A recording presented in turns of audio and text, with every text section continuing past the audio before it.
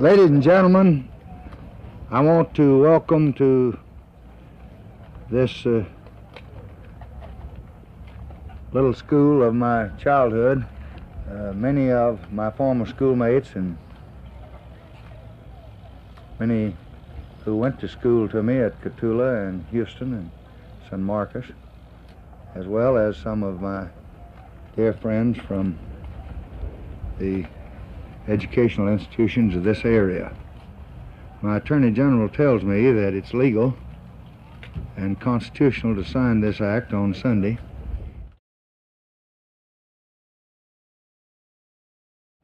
By making into law a measure which will bring mental and moral benefit to millions of our young people.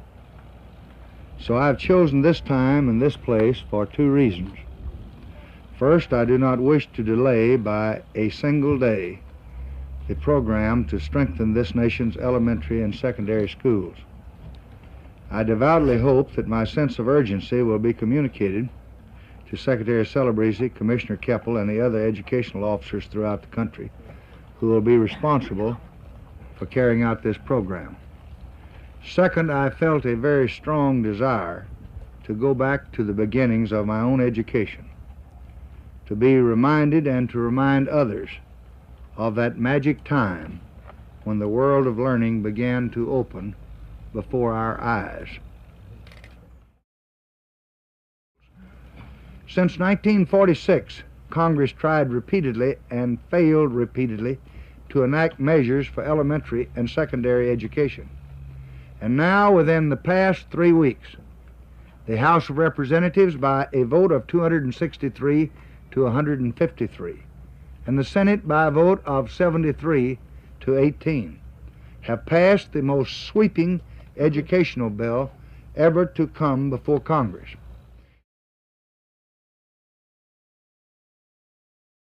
Passing this bill, we bridge the gap between helplessness and hope for more than 5 million educationally deprived children.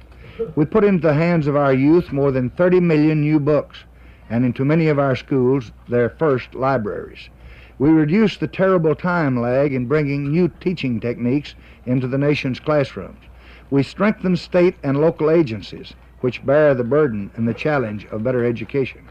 And we rekindle the revolution of the spirit against the tyranny of ignorance.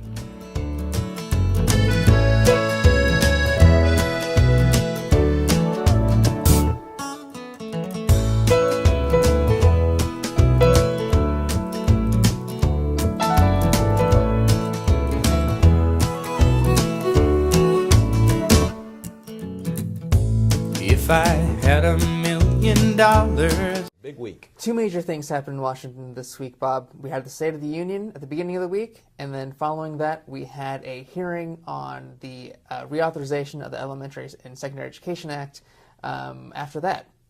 And so then ESEA has been dormant for 8 years, needing reauthorization. What can we expect? So right now we're just in the very beginning of the process.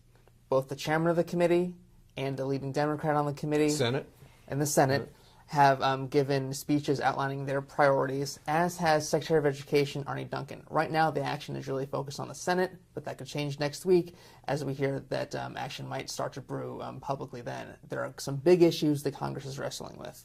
The one that is taking up all of the oxygen in the room is around annual assessments. Will the reauthorization of ESEA continue the requirement for annual testing? How do schools implement the ESEA? That's a great question to think about. Relating back to our second activity for this unit on school governance, I can see how systems are in place by way of state laws and individual school boards that monitor these changes as they happen on either the federal or the state level. So at school board meetings, new policies such as required standardized testing can be implemented into a school district, and the information would therefore trickle down into each individual classroom.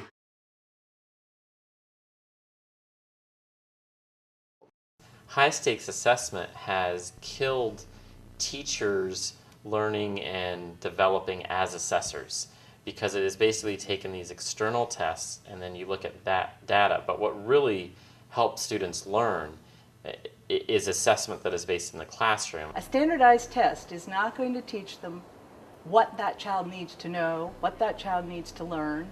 The whole standardized test system is set up so that teachers don't even get the scores in a timely fashion so that they can plan instruction for those. Accountability. I think pretty much anybody who's in education, because they really care about kids and learning, it's fine to be accountable. We just want to be accountable for the things that really matter. And that is really that each child is growing and is growing in those elements that make somebody whole.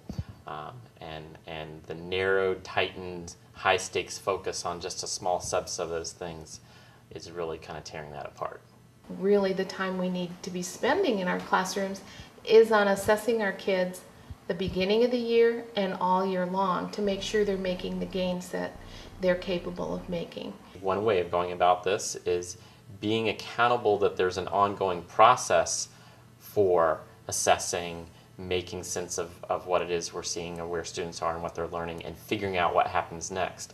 If every teacher in every district across the nation was doing that and we were accountable to that, in many ways I'd find that more effective and have greater results than that we're using a standardized assessment once a year. As a future science and math teacher, I anticipate that in some way or another, I will need to give standardized tests to my students to comply with state and federal laws. After briefly learning in Teach Now about teaching techniques such as flipping the classroom or innovative teaching and learning practices, I'm excited to utilize some of these things. But as a teacher whose salary may depend on my students' test results, I wonder if and how it will affect my lesson planning and whether or not it will limit my ability to allow creativeness in my classroom. Will it shift my methodology and teach just so the students score well on the exam? Time will tell. But in the meantime, I'm looking forward to updates about the ESEA and its reauthorization.